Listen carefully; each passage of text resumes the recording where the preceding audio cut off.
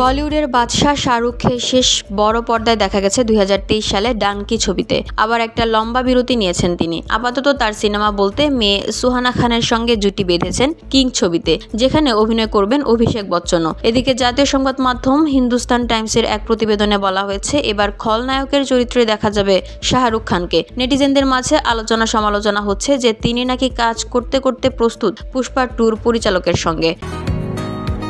বসুন্ধরা, উত্তরা, বনশ্রী, কুড়িল ও বাড্ডা সহ রাজধানীর বিভিন্ন স্থানে অভিজাত ও অত্যাধুনিক মানের ফ্ল্যাট কেনার এক নির্ভরযোগ্য প্রতিষ্ঠান pleasant properties limited.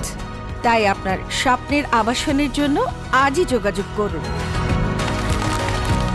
Pleasant properties limited, where destiny matches eventually।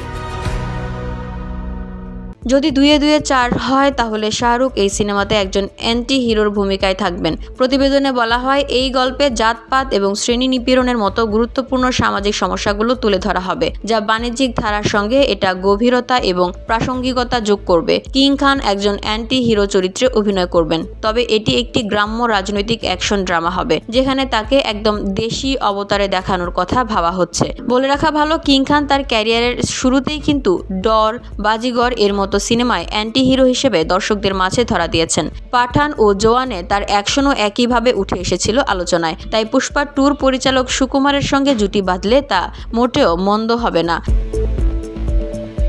সুকুমারের হাতে আরশি 17, পুষ্পা 3 ও র্যাম্পেজ ও এক রোমান্টিক ড্রামা ছবি আছে। এদিকে শাহরুখ ব্যস্ত থাকবেন কিং ও পাঠান 2 নিয়ে। শাহরুখ আর সুকুমারের জুটি দেখার জন্য সিনেমা প্রেমীদের প্রায় 2 বছরের মতো অপেক্ষা করতে হতে পারে।